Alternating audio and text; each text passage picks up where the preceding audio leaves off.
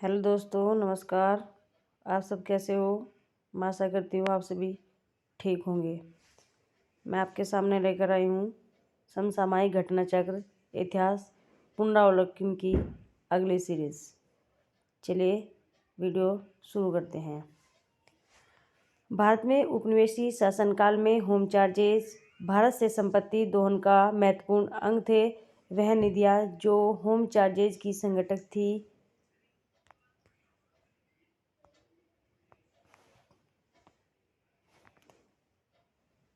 London में India office के भरण पोषण के लिए प्रयोग में लाई जाने वाली निधि। नेक्स्ट, भारत में कार्यरत अंग्रेज कर्मचारियों के वेतन तथा पेंशन देने हेतु प्रयोग में लाई जाने वाली निधि। शब्द इंपीरियल प्रेफरेंस का प्रयोग किया जाता था भारत में ब्रिटिश आयातों पर दी गई विशेष रियायतों के लिए।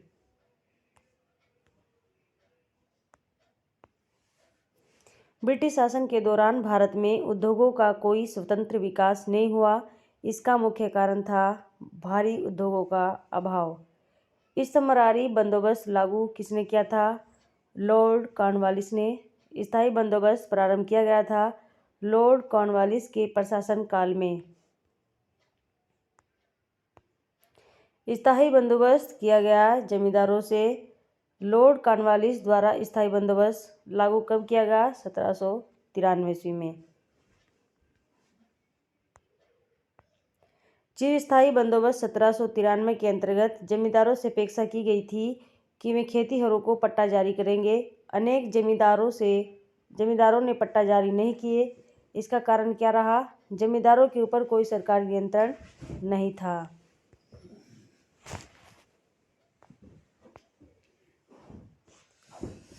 बिहार में परमानेंट सेटलमेंट लागू करने का कारण था जमींदारों के लिए जमीन पर बस परंपरागत अधिकार को स्वेच्छा से हस्तांतरित करने का अधिकार।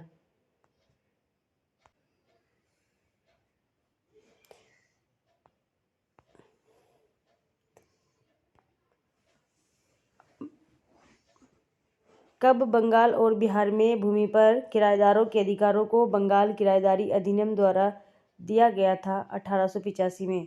सर टॉमस मुनरो जिस भू राजस्व बंदोबस्त से संबंध है वह है रैयतवाड़ी बंदोबस्त। अंग्रेजों ने रैयतवाड़ी बंदोबस्त सबसे पहले कहाँ लागू किया था? मद्रास और बम्बई प्रेसिडेंसी में। अंग्रेजों ने रैयतवाड़ी व्यवस्था सर्वप्रथम आरंभ की मद्रास प्रेसिडेंसी में।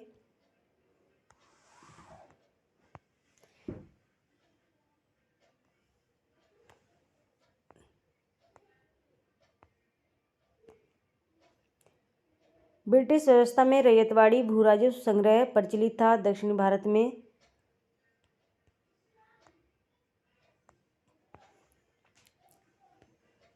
रैयतवाड़ी बंदोबस्त के संदर्भ में सही कथन है। किसानों द्वारा लगान सीधे सरकार को दिया जाता था और सरकार रैयत को पट्टे देती थी। कर लगाने के पूर्व भूमि का सर्वेक्षण और मूल्य निर्धारण किया जाता था।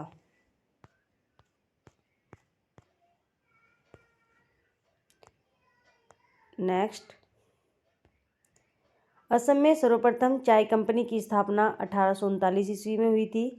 दादाभाई नौरोजी द्वारा प्रतिपादित अपोहा सिद्धांत, जिसको ड्रेन थ्योरी भी कहते हैं, की सही परिभाषा है भारत की राष्ट्रीय संपदा का एक भाग अथवा कुल वार्षिक उत्पाद ब्रिटेन को निर्यात कर दिया जाता था, जिसके लिए भारत को कोई वास्तविक प्रतिफल नहीं मिलता था।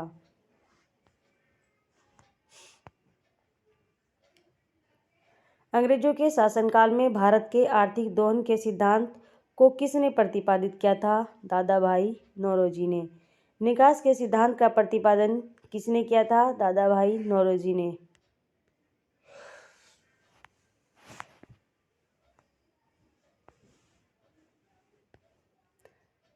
भारत में उपनिवेशवाद के आर्थिक आलोचक थे दादाभाई नौरोजी, जी सुब्रमण्य अय्यर तथा आर.सी. दत्त। बाल गंगाधर तिलक, आर.सी. दत्त, एम.जी. रनाडे तथा सर सैयद अहमद खां में दादा में से दादा भाई नौरोजी के उत्सारण सिद्धांत में विश्वास नहीं करता था? सर सैयद अहमद खां।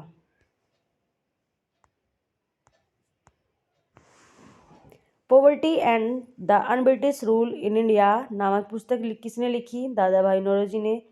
दादा भाई नौरोजी की भारतीय राष्ट्रीय आंदोलन को सर्वाधिक प्रभावी देन थी कि उन्होंने इस बात को अभिव्यक्त किया कि ब्रिटेन भारत का आर्थिक शोषण कर रहा है।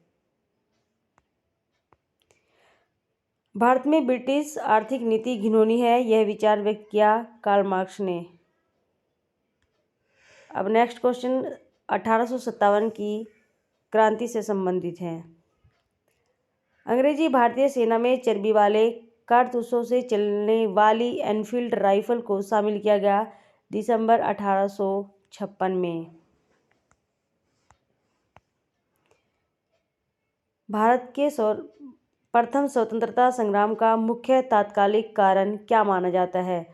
अंग्रेजों का धर्म में हस्तक्षेप का संदेह। मंगल पांडे की घटना हुई थी बैरकपुर में। मंगल पांडे सिपाही थे 34वीं बंगाल नेटिव इन्फेंट्री के।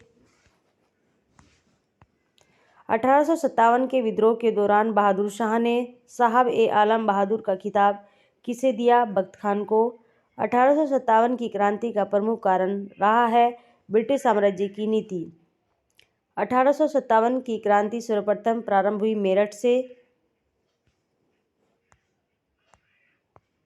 1857 के स्वतंत्रता संग्राम से संबंधित पहली घटना थी सैनिकों का दिल्ली के लाल किले पर पहुंचना। 1857 के स्वाधीनता संग्राम का प्रतीक था कमल और रोटी। 1857 के संग्राम के झांसी, मेरठ, दिल्ली तथा कानपुर केंद्रों में सबसे पहले अंग्रेजों ने पुनः अधिकृत किया था दिल्ली को।